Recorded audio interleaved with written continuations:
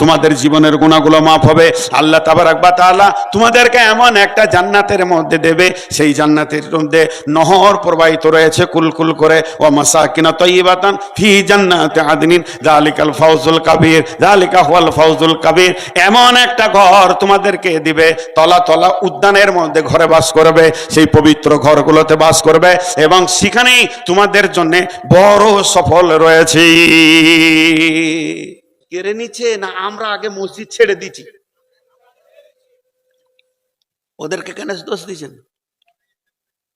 ওদেরকে কেন দোষ দিচ্ছেন? আমরা আগে মসজিদ ছেড়ে বসে আছি কেন? আল্লাহকে আগে আমরা ছেড়ে বসে আছি। এই যে মাঠে আপনাদের এই দিকেও আছে, এরকম বড় বড় পোল আছে, 33 লাখ। ওই তারটা কারো হাত দেওয়ার ক্ষমতা আছে? জি, কারো হাত দেওয়ার ক্ষমতা আছে? হাত দিলেই মরবে, বুঝে লেছে হাত দিলেই মরবে। যদি ওইটাতে কারেন্টটা না থাকে বাঁচবে লয়, ওটাকে নিয়ে খেলা করা হবে। আর কারেন্টটা থাকলে একবার হাত দিতে পারবে না। তো সাহাবা রাদিয়াল্লাহু মাজমাইনদের সঙ্গে আল্লাহ ছিল, যত বেঈমান হাত দিতে এসেছে ফুটে গেছে। আর আমাদের সঙ্গে আল্লাহ নাই, কারেন্টটা নাই, তারটা আছে, যোগাযোগটা আছে। ভাই তাহলে বাঁচবো কি করে? একটা কথা আপনাদেরকে বলে আজকের মতো শেষ করে দেবো, এটা শেষ আয়াত, বিরক্ত হবেন না, মাত্র 5-7 মিনিটের মধ্যে ছেড়ে দেব। বিসমিল্লাহির রহমানির রহিম।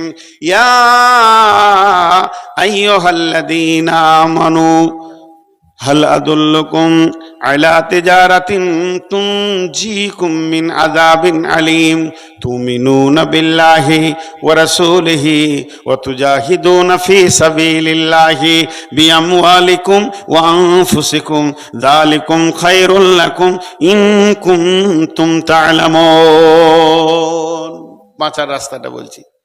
ইয়া আইয়ুহাল্লাযীনা আমানু, হে ঈমানদারেরা, আমি আল্লাহ কি তোমাদেরকে এমন একটা ব্যবসা শিখিয়ে দেব না, যে ব্যবসাটা করলে টাকা হবে, পয়সা হবে, জমি হবে, ঘর হবে, বাড়ি হবে, সুখ হবে? না।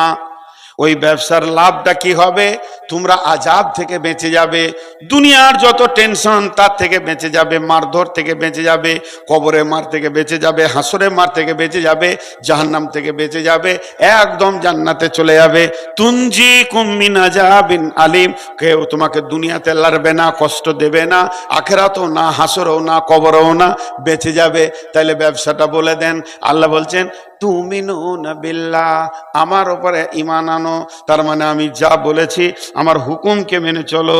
তুমিনুনা বিল্লাহি ওয়া রাসূলিহি, আমার রাসূলের উপরে ঈমান আনো, তার মানে আমার রাসূলের চেহারাটা তোমার মধ্যে আনো, আমার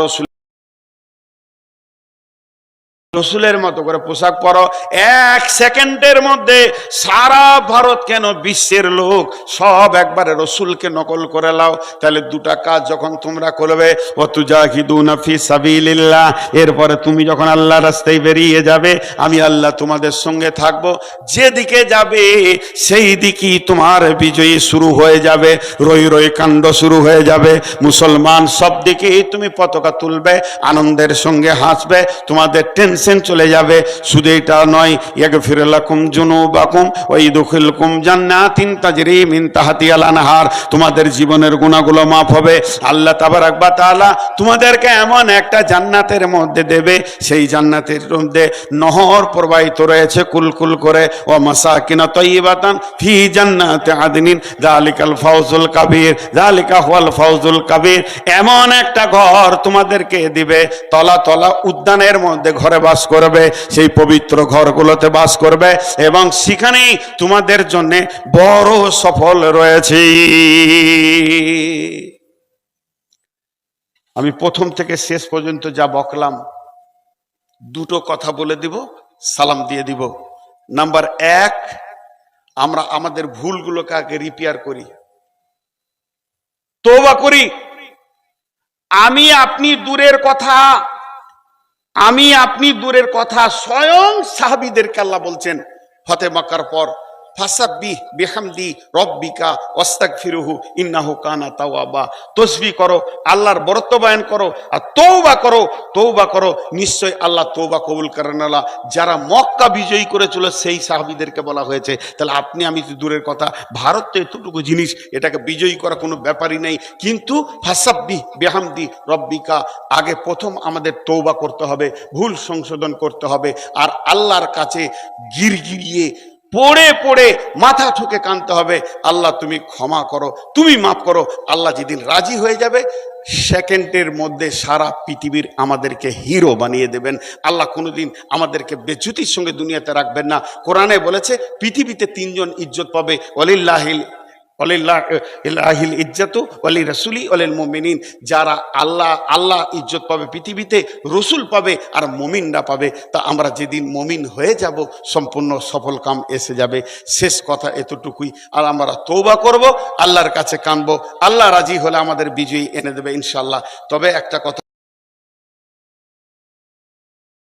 আমি ওর সঙ্গে কালকে গল্প করছিলাম অসম্পত্তি নিয়ে, কথাটা ঠিক, কিন্তু আমি একটা কথা আপনাদেরকে দিয়ে যাচ্ছি, হয়তোবা আমি রাতেই মারা যেতে পারি, কাল মারা যেতে পারি, পরশু মারা যেতে পারি। আমার কথাটা মিলিয়ে দেখবেন, আল্লাহর সম্পত্তিতে হাত দিয়েছে বেঈমানেরা, এর রেজাল্ট খুব ভালো খুব খারাপ। এর রেজাল্ট খুব ভালো খুব খারাপ। খুব ভালো মানে রসুলের দুশ্মনের ভিতরে হযরত আব্বাস রাদিয়াল্লাহু তাআলা আনহু ঈমান এনেছেন, হযরত আবু সুফিয়ান ঈমান এনেছেন, ইকরামা ঈমান এনেছেন, কিন্তু আবু জেহেল, উমাইয়া, উতবা, উতাইয়া ধ্বংস হয়ে গেছে। হয় এদের ধ্বংস এমন ভাবে হবে পৃথিবীতে খুঁজে পাওয়া যাবে না, আর না হয় এরা ঈমান আনবে। আল্লাহর কাছে এই মর্মে দোয়া করি, হে আল্লাহ, সারা বিশ্বে যারা মুসলমানদের উপরে অত্যাচার করছে দলভুক্ত ভাই বানিয়ে দাও, আমিন। এদেরকে তুমি দৃষ্টান্তমূলক শাস্তি দাও পৃথিবীতে। শোনা বলার থেকে বেশি করে আমল করার তৌফিক দান করুন, আমিন, আল্লাহুম্মা আমিন। আসসালামু আলাইকুম ওয়া রাহমাতুল্লাহি ওয়া বারাকাতুহু। কি আপনারা উঠে গেলেন যে? মজলিস ভাঙার আদবটা এখনো শিখলেন না? হ্যাঁ,